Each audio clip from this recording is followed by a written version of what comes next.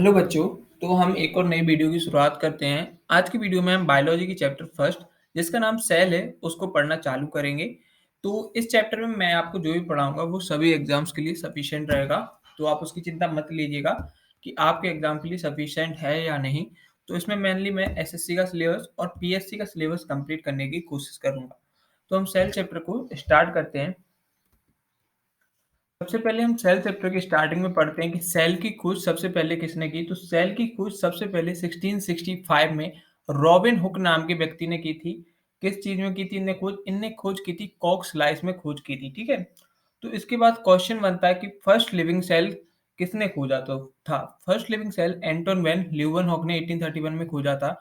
क्योंकि जो 1665 में रॉबिन हुक ने खोजा था वो एक तरीके से डेड सेल था, क्योंकि इन्हें कॉक्स लाइस में खोजा था। तो इसके बाद 1831 में एंटोन वैन ल्यूवेनहॉक ने लिविंग सेल की फर्स्ट टाइम खोज की। ठीक है। तो इसके बाद हम आगे बढ़ते हैं तो हमें देखने को मिलता है सेल थ्योरी। तो सेल थ्योरी 1838 से 39 में सेल्डन और सिवान ने दी। तो इनने क्या कहा? इनने कहा कि प्रत्येक जीव या कोई भी वृक्ष, कोई भी चीज हो, वो किसी ना किसी तरीके से एक सेल से ही बनी होती है। लेकिन एक तरीके से इनका यह थ्योरी फेल हो जाती है, क्योंकि ये बताने में असमर्थ रहते हैं कि हर चीज सेल से तो बनी है, लेकिन सेल का विकास कैसे हो रहा है, कि एक सेल से दूसरा सेल कैसे बन रहा है। तो ये रिप्रोडक्शन ऑफ सेल बताने में ये असमर्थ रहे, तो इस तरीके से इनकी सेल थ्योरी फेल हो जाती है। तो हम नेक्स्ट शीट में देखते हैं मॉडर्न सेल थ्योरी। इससे पिछले साल क्वेश्चन बनाया था कि मॉडर्न सेल थ्योरी किसने दी। तो आपको ये याद रखने की बात है कि मॉडर्न सेल थ्योरी 1865 में रोडोल्फ बर्च्यू नाम के एक व्यक्ति ने दी थी। तो इनने कुछ नहीं, उसी पॉइंट को टारगेट किया था कि सेल्स में रिप्रोडक्शन कैसे हो रहा है, कि सेल्स की वृद्धि कैसे हो रही है, कि एक सेल मरने के बाद दूसरा सेल उसकी जगह कैसे ले रहा है। तो इनने एक सिंपल सा वर्ड टर्म टर्म किया जिसका नाम था ओमनी सेलुला ई सेलुला। तो इसका मीन्स होता है every new cell arises from the previous cell. तो मतलब प्रत्येक नया सेल एक पुराने सेल से ही जन्म लेता है। जैसे एक सेल से दूसरा सेल जन्म लेगा, इसने यह टर्म किया था। ठीक है। तो आपको सिंपली समझ में आ गया होगा कि every new cell arises from the previous cell. यहाँ पे आपको याद रखने की सिंपली एक ही बात है कि मॉडर्न सेल थ्योरी किसने दी थी। मॉडर्न सेल थ्योरी 1865 में रोडोल्फ बर्च्यू ने दी थी। ठीक है। तो और इनने एक और जो टर्म किया था उसको भी जरूर याद रखना कि ओमनी सेलुला ई सेलुला। ठीक है। तो इसके बाद नेक्स्ट आता है cell is the structural and functional unit of the life. तो देखो सेल हमारे शरीर की स्ट्रक्चरल और फंक्शनल यूनिट भी है, क्योंकि देखो सेल एक बेसिक यूनिट है। सेल मिलके आगे जाके टिश्यू बनाते हैं, टिश्यू आगे मिलके ऑर्गन बनाते हैं, ऑर्गन से फिर ऑर्गन सिस्टम बनता है। अगर देखो सेल ही नहीं होगा, cell is a basic unit, उसके बिना हमारे शरीर में कुछ नहीं होगा, इसलिए सेल को structural and functional unit of life कहते हैं। तो हम नेक्स्ट स्लाइड में पढ़ने वाले हैं टाइप ऑफ सेल के बारे में।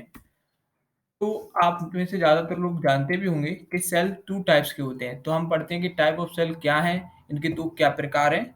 तो सबसे पहले आप देख सकते हैं शीट पे आपको लिखा दिख रहा होगा, first type of the cell है प्रोकैरियोटिक सेल। तो simply prokaryotic cell are those cell which are not developed. Prokaryotic cell कुछ इस प्रकार के सेल हैं जो पूर्णतः विकास नहीं हो सका। इनकी सेल्स की बाहरी परत नहीं होती है, बहुत सी सेल में सेल मेम्ब्रेन भी नहीं पाई जाती है। और जो इनके अंदर जैसे माइटोकॉन्ड्रिया वगैरह है, न्यूक्लियस है, तो एक तरीके से पैक नहीं होते हैं, ये खुले हुए होते हैं और फैले हुए होते हैं। इनकी कोई भी आउटर सरफेस नहीं होता है। इनके एग्जाम्पल आपको याद रखना है, क्योंकि बहुत से एग्जाम में पूछ लेते हैं कि प्रोकैरियोटिक सेल के एग्जाम्पल क्या हैं। तो आपको याद रखना है कि blue green algae and cyanobacteria. Cyanobacteria कोई भी हो, वो प्रोकैरियोटिक ही होता है। इसके बाद हम सेकंड में पढ़ते हैं यूकैरियोटिक सेल। तो यूकैरियोटिक सेल क्या होता है? बिक्सिस सेल होता है। जैसे कि हमारा जो बिक्सिस सेल है उसकी सेल मेम्ब्रेन भी है, आउटर सर्फेस भी है। तो आपको देखने को मिलता है कि यूकैरियोटिक सेल किसमें होता है? प्लांट्स में होगा और एनिमल में होगा। यूकैरियोटिक सेल का मतलब आपको याद रखना है कि यूकैरियोटिक सेल डेवलप्ड होता है, प्रोकैरियोटिक सेल अनडेवलप्ड होता है। प्रोकैरियोटिक सेल का डेवलपमेंट अभी चल रहा होता है। सिंपली आपको यही याद रखना है। पिछले साल पीएससी में इससे क्वेश्चन बना था कि प्रोकैरियोटिक सेल डेवलप्ड हो चुके होते हैं या डेवलपिंग स्टेज में होते हैं। तो आपको याद रखना है कि डेवलपिंग स्टेज में होते हैं, ये डेवलपमेंट कर रहे हैं, अभी ये कंप्लीटली डेवलप नहीं हुए, जबकि यूकैरियोटिक सेल डेवलप्ड हो चुके हैं। यूकैरियोटिक सेल के आपको एग्जांपल याद रखना है, animal cell and plant cell. वहीं प्रोकैरियोटिक सेल के एग्जांपल हैं blue green algae and cyanobacteria. तो हम नेक्स्ट शीट पर चलते हैं। हम नेक्स्ट शीट में एनिमल सेल और प्लांट सेल के बीच में डिफरेंस के बारे में बात करेंगे, और साथ ही साथ जो इनमें कॉमन पार्ट्स हैं उनके बारे में भी बात करेंगे। तो तो आपको सबसे पहले देखने को मिलती है सेल मेम्ब्रेन। आपको पहले नंबर पे दिख रही होगी सेल मेम्ब्रेन, जिसको हिंदी में कोशिका झिल्ली के नाम से जानते हैं। तो ये आउटर लेयर होती है, एनिमल सेल और प्लांट सेल दोनों में पाई जाती है। जे वहीं प्लांट सेल में सेकंड लास्ट आउटर लेयर होती है, तो एनिमल सेल में लास्ट लेयर होती है सेल मेम्ब्रेन। सेल मेम्ब्रेन का काम क्या होता है? जैसे सेल मेम्ब्रेन का काम होता है, हमारे शरीर में जैसे सेल में अगर पानी की मात्रा बढ़ती है तो ये ऑस्मोसिस की प्रोसेस के द्वारा सेल से उस पानी को बाहर निकालता है। सेल मेम्ब्रेन का एक ये फंक्शन हो गया और आउटर सरफेस से प्रोटेक्ट करता है इंसेक्ट्स वगैरह से। और सेकंड नंबर पे आपको देखने को मिलती है गोल्गी बॉडी। गोल्गी बॉडी का देखिए यहाँ पे डायग्राम भी बना हुआ है, एरो से टारगेटेड दिख रहा होगा। तो गोल्गी बॉडी का मेनली फंक्शन होता है कि सेक्रेशन करती है ये, ठीक है? और फिर नेक्स्ट है इसके बाद न्यूक्लियस नाभिक। न्यूक्लियस का तो देखो आपको फंक्शन ज़्यादातर लोगों को पता होगा, क्योंकि न्यूक्लियस का मेन फंक्शन होता है कि हमारे दोनों सेल में एनिमल या प्लांट सेल में जितने भी ऑर्गन्स रहते हैं उनको कंट्रोल करता है और कोऑर्डिनेट करता है। इसलिए इसको न्यूक्लियस को हम एक और नाम से भी जानते हैं, कंट्रोलर ऑफ द सेल के नाम से। इसके बाद आती है ईआर। ईआर देखिए आपको दोनों सेलों में दिख रही होगी, ब्लू कलर की है। ईआर का फुल नाम है एंडोप्लाज्मिक रेटिकुलम और हिंदी में इसको कहते हैं अंत प्रतिअवयवी जालिका।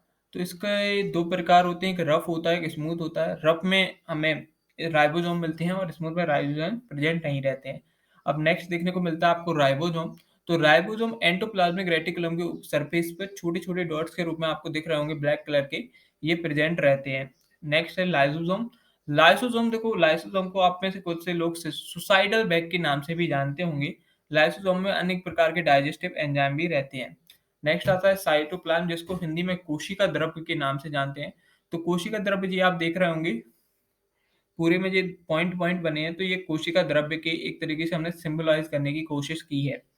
ठीक है? तो इसके बाद है हमारा माइटोकॉन्ड्रिया, जिसको हिंदी में थोड़ा इसमें शायद रॉन्ग लिखा है। गोल्गी बॉडी नहीं, माइटोकॉन्ड्रिया को हिंदी में माइटोकॉन्ड्रिया ही कहते हैं। माइटोकॉन्ड्रिया का एक और नाम है, इसको powerhouse of the cell के नाम से भी जानते हैं। आपको ये याद रखने वाली बात है। ये पार्ट आपको याद रखने हैं, क्योंकि इसी से क्वेश्चन बनते हैं कि सेल मेम्ब्रेन किस में पाई जाती है। तो सेल मेम्ब्रेन दोनों में पाई जाती है। गोल्गी बॉडी किस में पाई जाती है? गोल्गी बॉडी दोनों में होती है।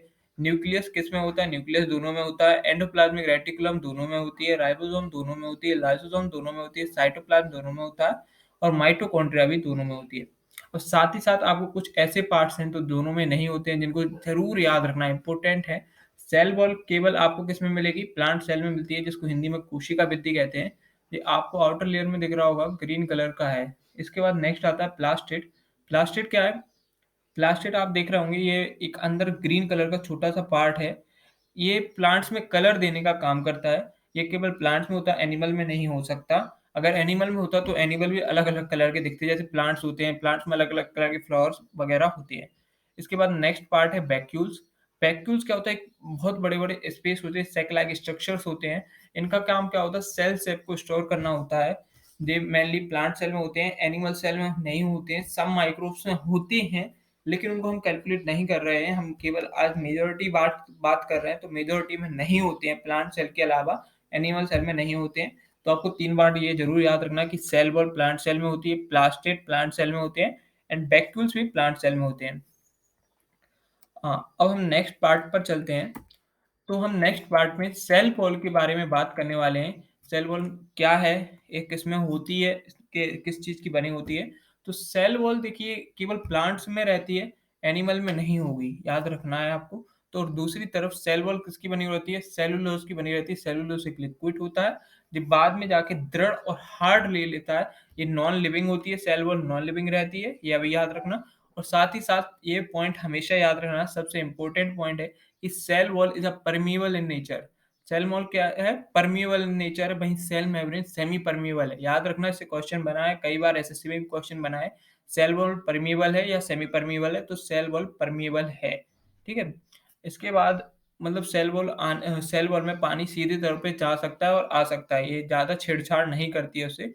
वहीं हम अब नेक्स्ट पे बढ़ते हैं, तो हम देखते हैं सेल मेम्ब्रेन। सेल मेम्ब्रेन क्या है और इसका क्या फंक्शन है? तो आपको सेल मेम्ब्रेन बताएँ, तो cell membrane second last layer है हमारी किसकी? प्लांट सेल की। और साथ ही साथ हमारे एनिमल सेल में लास्ट लेयर है, आपको थोड़ी-थोड़ी सी येलो कलर की दिख रही होगी, ठीक है? तो सेल मेम्ब्रेन किसमें, सेल मेम्ब्रेन दोनों में होती है, एनिमल और प्लांट सेल में दोनों में होती है। और सेकेंडली सेल मेम्ब्रेन किसकी बनी रहती है, तो सेल मेम्ब्रेन किसकी बनी रहती है, लिपोप्रोटीन्स की बनी रहती है। वहीं सेल मेम्ब्रेन क्या है, सेमी परमिएबल है इन नेचर। आपको दोनों में याद रखने वाले मेन पॉइंट ही यही है कि सेल वॉल क्या है, परमिएबल है, वहीं सेल मेम्ब्रेन सेमी परमिएबल है। लास्ट ईयर भी क्वेश्चन बना था, इस ईयर भी क्वेश्चन बनने की बिल्कुल संभावना है इसकी। अब हम नेक्स्ट बढ़ते हैं न्यूक्लियस की तरफ। तो हम आपको बताएंगे न्यूक्लियस किसने खोजा, इसका क्या फंक्शन, इसके अदर नेम क्या है, इससे पिछली ईयर क्या क्वेश्चन बने थे। तो देखो न्यूक्लियस की खोज किसने की थी, न्यूक्लियस की खोज रॉबर्ट ब्राउन ने की थी 1831 में। याद रखने वाली पॉइंट क्या है कि न्यूक्लियस की खोज किसने की थी, न्यूक्लियस की खोज रॉबर्ट ब्राउन ने की थी। कौन से सन में की थी, 1831। याद करते जाओ, भूल जाओगे बाद में जाके प्रॉब्लम होती है।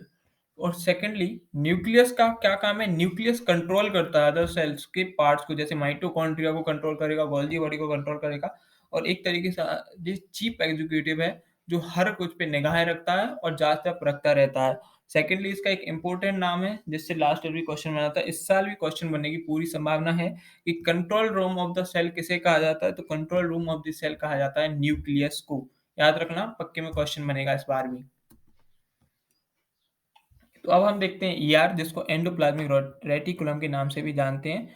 हम देखेंगे इसमें इसके फंक्शन क्या है, इसके टू टाइप्स कौन कौन से हैं, तो हम उनको देखना चालू करते हैं। तो आपको ऊपर ही दो डायग्राम दिख रहे होंगे, एक है स्मूथ ईआर, एक है रफ ईआर।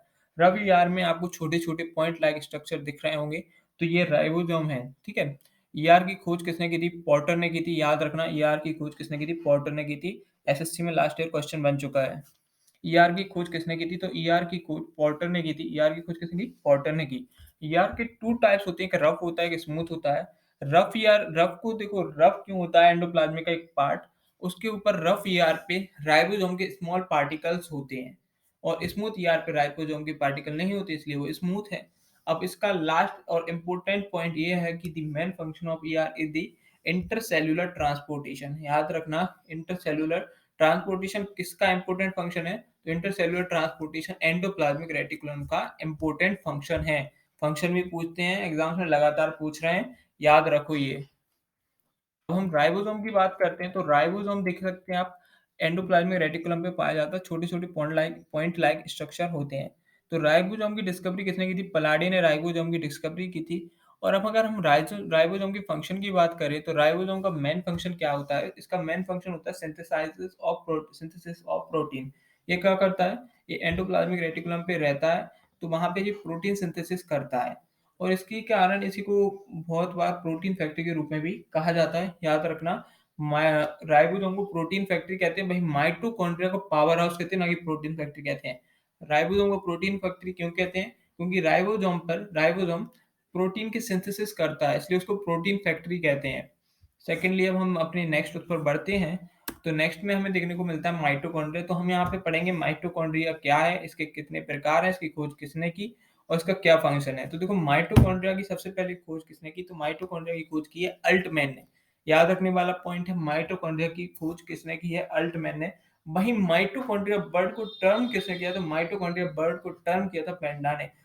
ये क्वेश्चन कई बार पूछा गया है कि माइटोकॉन्ड्रिया की खोज किसने की है, तो ये आप याद रखना कि माइटोकॉन्ड्रिया की खोज अल्टमैन ने की है। लेकिन उससे ज्यादा बार ये पूछा गया है कि माइटोकॉन्ड्रिया बर्ड टर्म किसने किया, तो माइटोकॉन्ड्रिया बर्ड बेंडा ने टर्म किया। किसने, बेंडा ने। तो देखो माइटोकॉन्ड्रिया के पास खुद का डीएनए भी होता है, साथ ही साथ इसमें राइबोसोम भी पाए जाते हैं।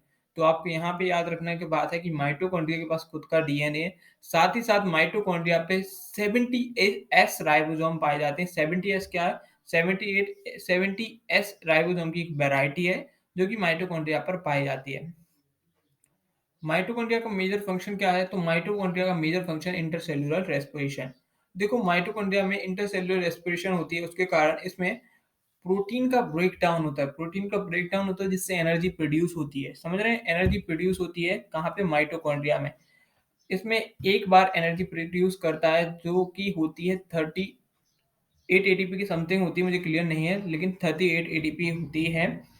एटीपी क्या है, एटीपी करेंसी है, इसको सेल की करेंसी भी कहा जाता है एटीपी को। एटीपी का फुल फॉर्म है एडिनोसाइन ट्राइफॉस्फेट।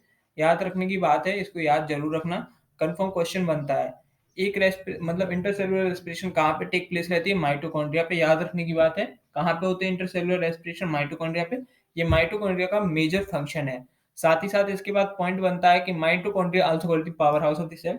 याद रखना, क्योंकि देखो माइटोकॉन्ड्रिया में इंटरसेलुलर रेस्पिरेशन हो रही है, फॉर्मेशन ऑफ एनर्जी होता है, इसलिए माइटोकॉन्ड्रिया को powerhouse of the cell कहते हैं।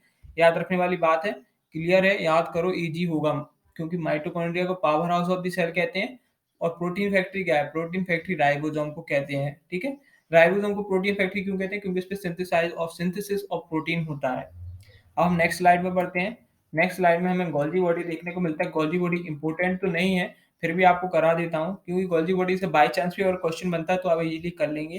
तो गोल्जी बॉडी की अब आपको देखने को मिलता है कि गोल्जी बॉडी की खोज किसने की है। तो गोल्जी बॉडी की खोज किसने की है? गोल्जी कैमिलियो ने की है। इन्हीं के नाम पे बाद में जाके गोल्जी बॉडी का नाम गोल्जी बॉडी पड़ गया था। याद रखने वाली बात है कि गोल्जी बॉडी की खोज किसने की? तो गोल्जी बॉडी की खोज गोल्जी कैमिलियो ने की थी। साथ ही गोल्जी बॉडी का फंक्शन क्या है?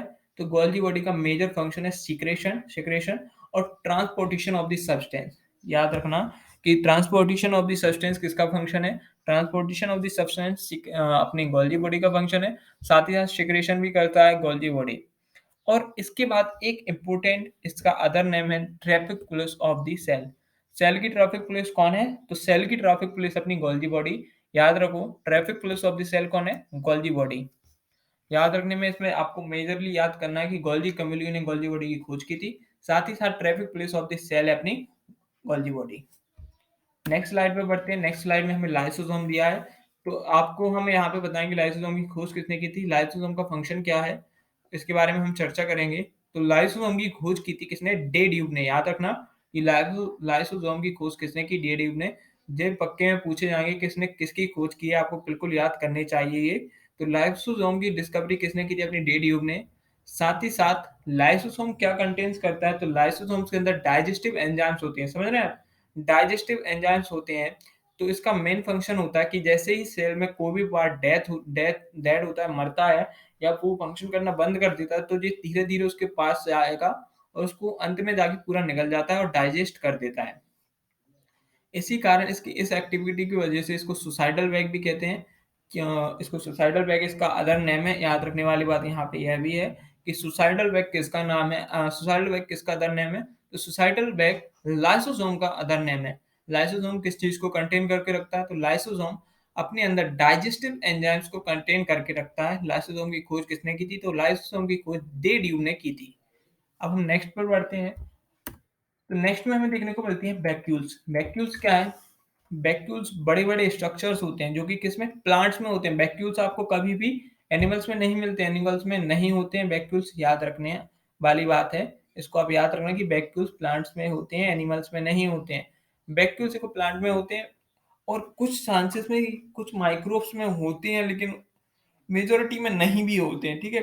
तो आपको मेजोरिटी याद रखना कि प्लांट्स में ही होते हैं, एनिमल्स में नहीं होते हैं। बाई चांस अगर आपसे ऐसा क्वेश्चन पूछ लें कि वैक्यूल्स प्लांट्स एनिमल्स में होते हैं या नहीं, तो आपको प्लांट्स एनिमल में दोनों में होते हैं लगाना है, क्योंकि कुछ माइक्रोब्स में होते हैं। पहली बार तो ऐसा क्वेश्चन आपसे पूछेंगे नहीं।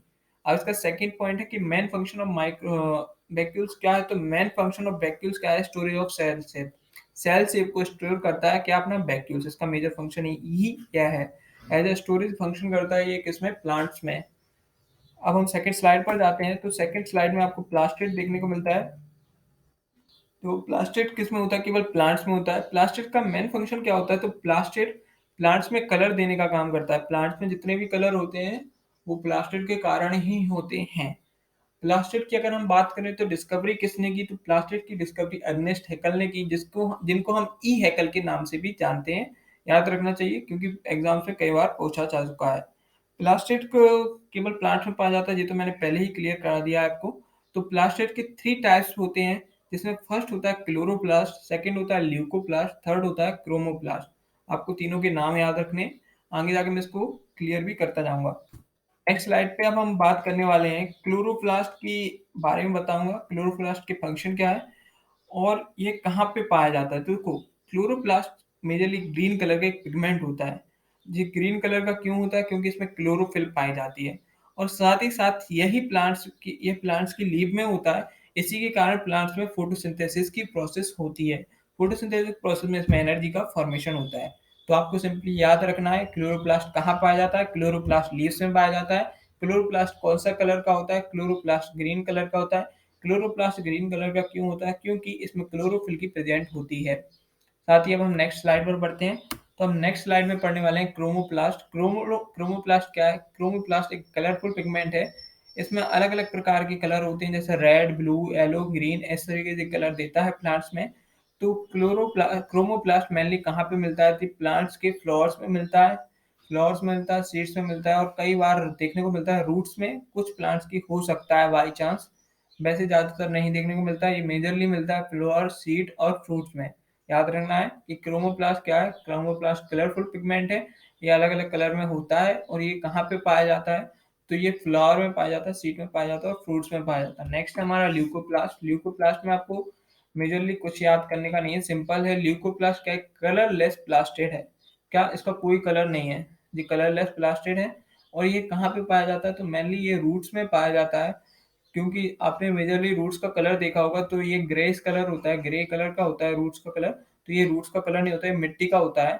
अगर आप रूट को निकाल के देखें तो वो कलरलेस होती हैं। तो आपको याद रखना है यहाँ पे कि ल्यूकोप्लास्ट कलरलेस प्लास्टिड है, और साथ ही साथ ये रूट्स में पाया जाता है। क्वेश्चन अगर आपसे ऐसा पूछेगा तो मेनली यही पूछेगा, क्लोरोप्लास्ट कहाँ पाया जाता है, क्रोमोप्लास्ट कहाँ पाया जाता है, ल्यूकोप्लास्ट कहाँ पाया जाता है। तो मैं आपको बता चुका हूँ कि क्लोरोप्लास्ट कहाँ पाया जाता है, लीव्स में पाया जाता है। क्रोमोप्लास्ट कहाँ पाया जाता है, फ्लावर्स में पाया जाता है। ल्यूकोप्लास्ट कहाँ पाया जाता है, ये मेनली रूट्स में पाया जाता है। नेक्स्ट स्लाइड पे चलते हैं। तो आपका सेल चैप्टर यहाँ पे कंप्लीट हो चुका है। अब मैं आपको एक शॉर्ट रिवीजन दूंगा, बिल्कुल 5 मिनट में कंप्लीट करा दूंगा, वापस से पूरे क्वेश्चंस के साथ पूछता जाऊंगा और कंप्लीट हो जाएगा। देखो एक बार स्टार्टिंग से मैं आपको रिवीजन करवा देता हूँ।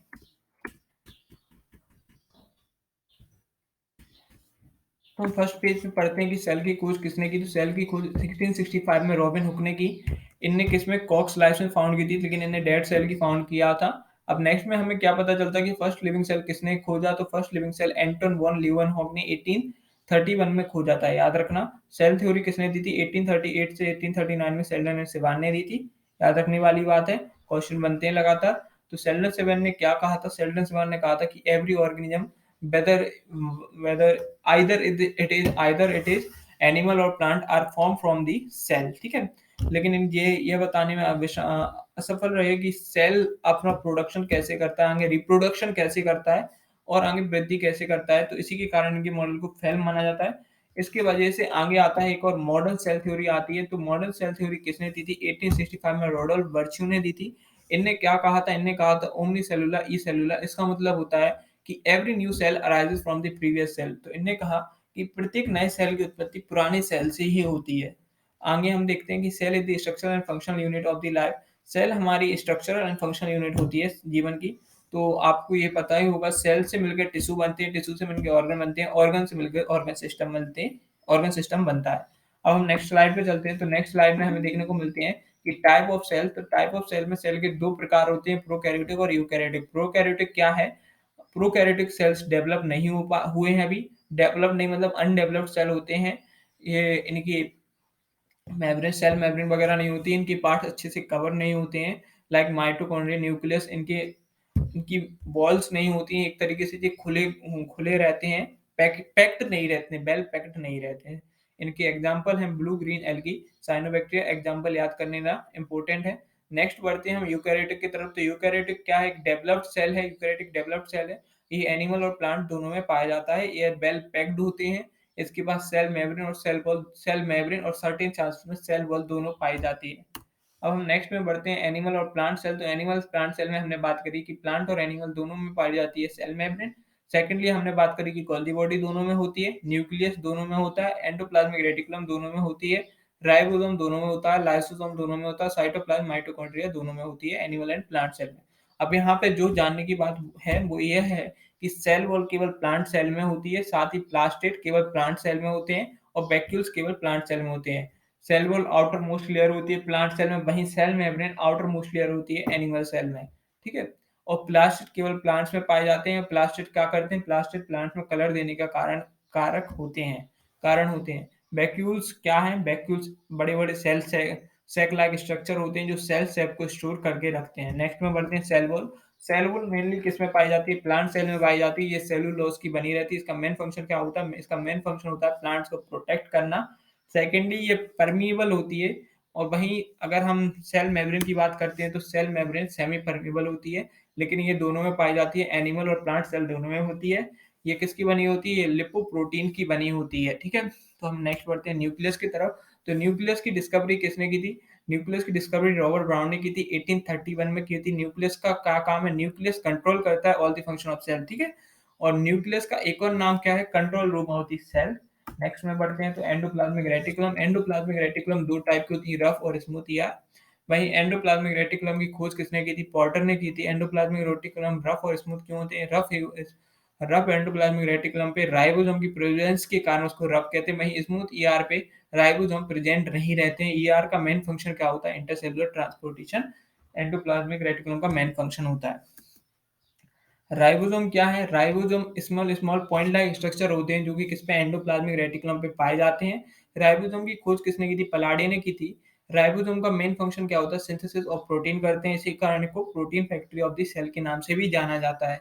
नेक्स्ट बढ़ते हैं माइटोकॉन्ड्रिया। तो माइटोकॉन्ड्रिया की खोज की थी अल्टमैन ने। वहीं इसको टर्म इसके नाम माइटोकॉन्ड्रिया को टर्म दिया था बेंडा ने।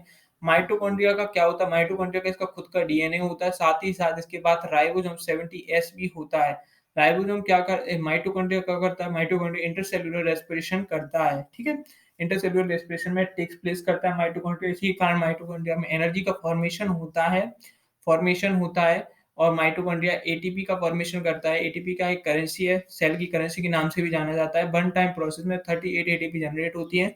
माइटोकॉन्ड्रिया को एक और किस नाम से जानते हैं? माइटोकॉन्ड्रिया को powerhouse of the cell के नाम से भी जाना जाता है। लास्टली अब हम गोल्गी बॉडी के बारे में बढ़ते हैं। तो गोल्गी बॉडी की खोज की थी गोल्जी कैमिलियन, बाद में जाके इन्हीं के नाम पे इसका नाम पड़ जाता है। गोल्गी बॉडी का मेन फंक्शन क्या होता है? सेक्रेशन होता है, साथ ही साथ ट्रांसपोर्टेशन ऑफ द सब्सटेंस होता है। इसको एक और नाम से जानते हैं क्या? Traffic place of the cell के नाम से जानते हैं। लाइसोसोम क्या है? लाइसोसोम की खोज डे ड्यूब ने की थी। लाइसोसोम क्या?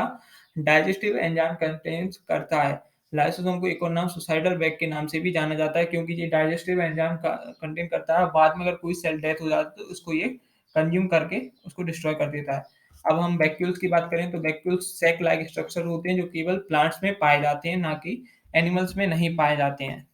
अब हम प्लास्टिड की बात करें तो प्लास्टिड कलरफुल पिगमेंट होते हैं जिसकी खोज अर्नेस्ट हैकल ने की थी। इसके 3 टाइप्स होते हैं, chloroplast, leucoplast and chromoplast. Chloroplast क्या होता है? ग्रीन कलर के प्लास्टिड्स होते हैं जो मेनली ग्रीन कलर के प्लास्टिड होते हैं। ये ग्रीन कलर क्यों होते हैं? क्योंकि इनमें क्लोरोफिल की प्रेजेंस होती है। ये क्लोरोप्लास्ट ही प्लांट्स की लीव्स के ग्रीन होने का कारण होते हैं। Secondly chromoplast. क्रोमोप्लास्ट क्या होते हैं? कलरफुल पिगमेंट होते हैं। ये मेनली कहाँ पे फाउंड होते हैं? फ्लावर, सीड, फ्रूट्स में मिलते हैं। इसके बाद हम बात करें अगर ल्यूकोप्लास्ट की, तो ल्यूकोप्लास्ट क्या होते हैं? ये कलरलेस प्लास्टिड होते हैं। ये मेनली कहाँ पे? रूट्स में मिलते हैं। तो मैंने आपको 5 मिनट में 5 से 6 मिनट में पूरा रिवीजन भी करा दिया है। अगर आपको समझ में आया हो, वीडियो अच्छी लगी हो, तो आप चैनल को सब्सक्राइब ज़रूर कर देना। और साथ ही साथ नेक्स्ट पार्ट बहुत जल्दी 2-3 दिन के अंदर मैं अपलोड कर दूँगा, जिसमें हम टिश्यू के बारे में पढ़ेंगे। तो अगर आपको आज की वीडियो अच्छी लगी हो, तो चैनल को सब्सक्राइब और वीडियो को लाइक ज़रूर करना।